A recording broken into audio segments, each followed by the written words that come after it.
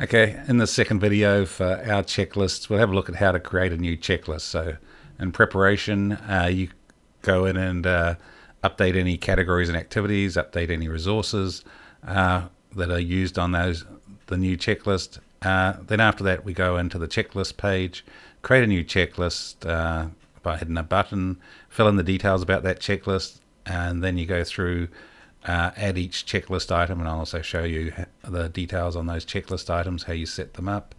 Once you're happy with the checklist that you've designed, then you can flip the status over to active, which means people can use that checklist.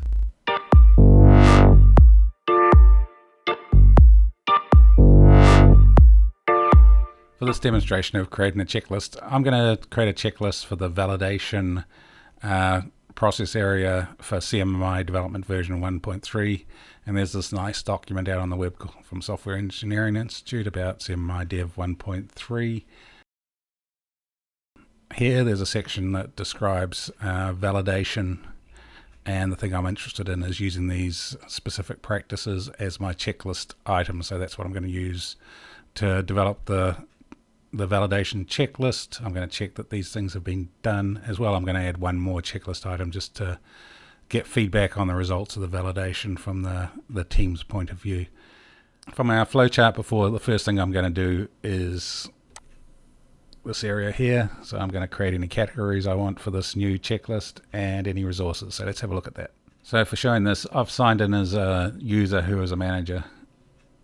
And if I look at their profile, see they have access or roles so they can manage categories and resources, which I'm going to show. So I've decided for CMMI category, I'm going to add a review activity. So let's go to categories. I'm going to go into CMMI Dev as my category, and you see there's various activities already defined. So I'm going to add a new activity, call it review.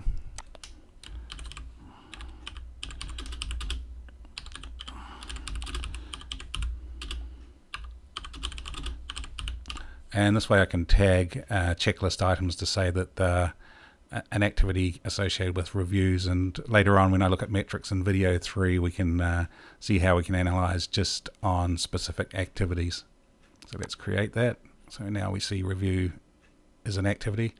Next I'm going to create the resources I need for the validation checklist. So I'm going to go to resources, and I'm going to create a markdown document that's going to be a summary of what validation is about. So let's go and create a new resource. I'm going to call it Val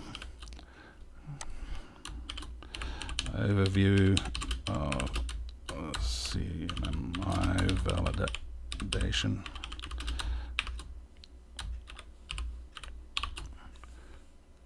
And it's going to be a markdown document, and here I can enter the markdown that I want to put in. So I'm going to just take this information here from this document and make it a markdown document. So I'm going to copy that, put it in here, and also edit it with the markdown tags. If you need help with markdown, there's a markdown guide available to you to review. So let me do that and we'll have a look at the result. So I've added the markdown information to the text, and I can also view it as I add it to make sure the edits I'm making are valid. So that looks good. I'm going to do create, and now we see there's a val item here. If I click over here, I can actually see what it's going to look like to the user. So this is going to be used on the val checklist, so that someone working on the val checklist can quickly have a look at what validation is all about. I'm also going to... So I jumped over to my iPad to have a look at all the resources for validation in my resource list. You see there's a whole bunch now under val. I can do things like filter by category just to find CMMI Dev resources, which does shorten the list a bit, but as well I can use a name filter. So just start typing VAL, which is the start of all the validation resources. We should get a shorter list after that of just validation resources. And now let's just have a quick look at what some of these look like. So there's an example of a specific practice markdown document, another one for a specific practice, and these will be used on the validation checklist. Okay, I'm back on my desktop. I'm going to create a checklist now that I've created the category, activity, and resources I need. So I click on create a new checklist on my checklist page. I'm going to call this one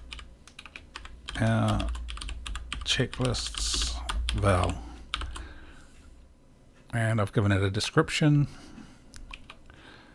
Status is under construction, so when we're in design for a checklist, that's the status it's in.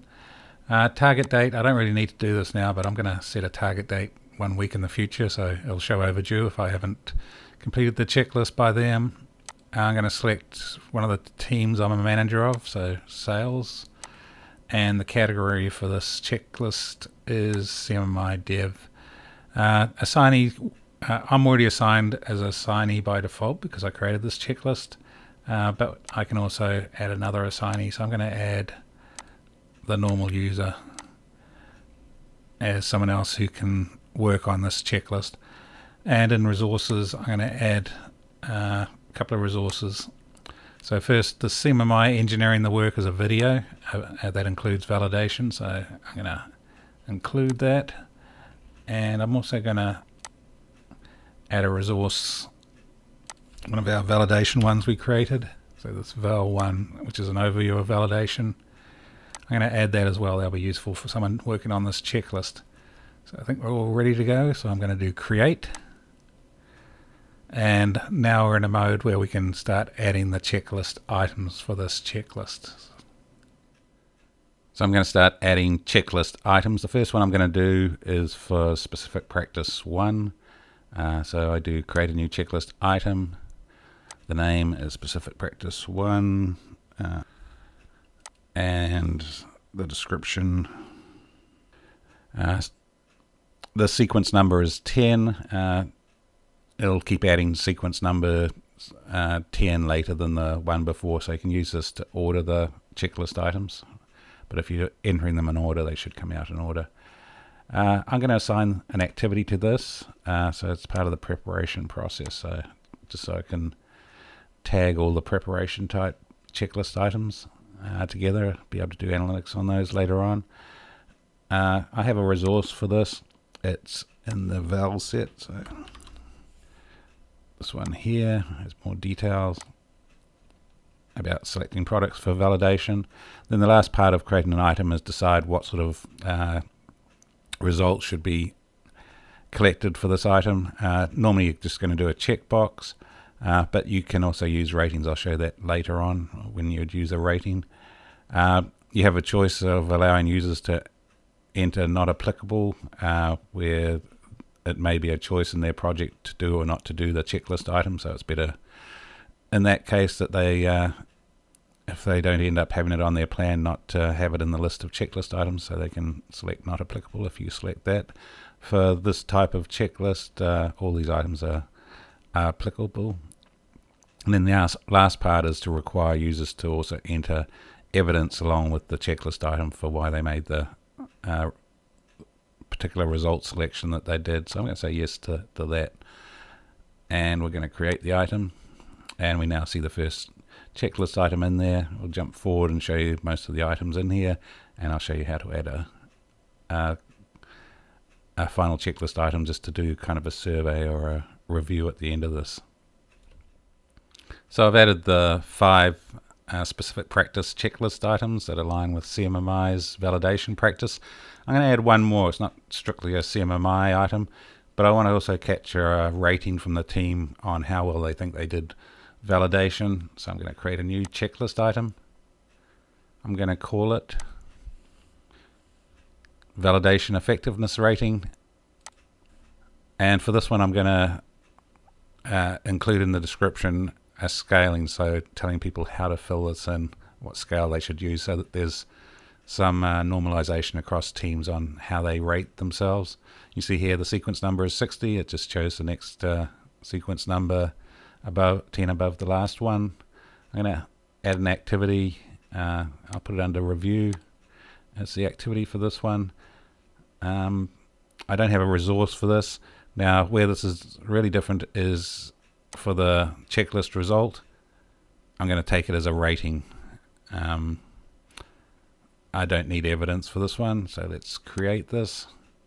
So we now see the final item in here.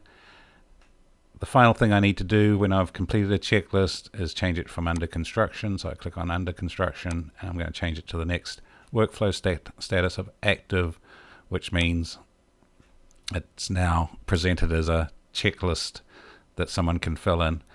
And this is what people will see when they're actually filling in a checklist. So the checklist is now active.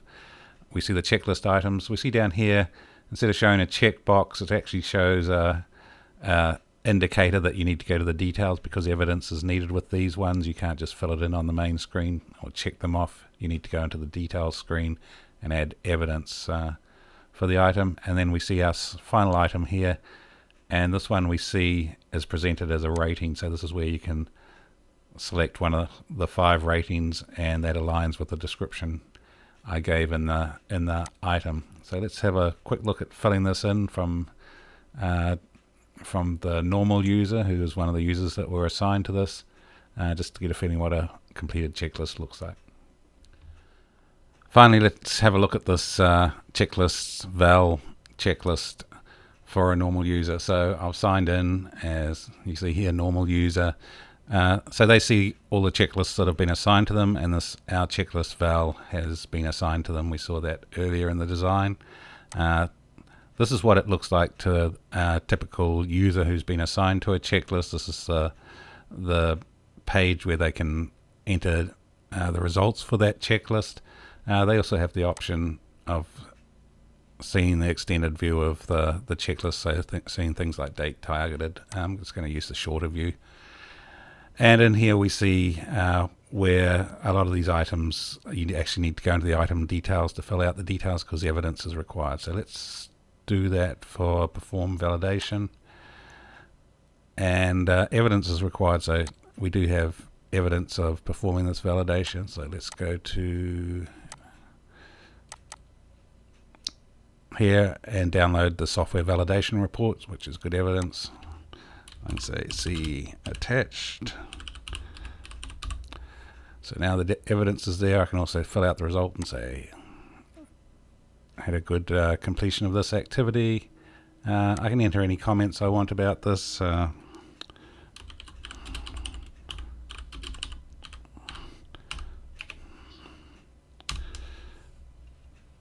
And now if I go back to the checklist, I see this checklist item has been complete and the check has been shown here, and I need to do that for the rest of the items.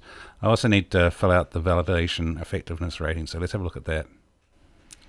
So I've jumped forward, I've filled out all the specific practice checklist items.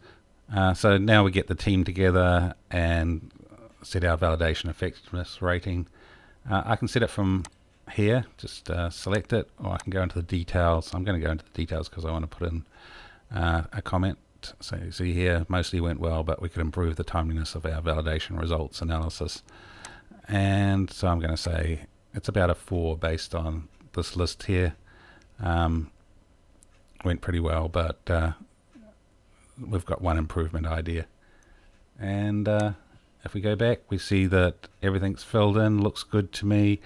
What I can do now is change the status of this to done, which means the checklist then moves it along for manager's approval, and the manager either sends it back if they think more work is needed on the checklist, or they can change the status to completed, which means no more work is done on that checklist. It's done, completed, and it's ready for analysis.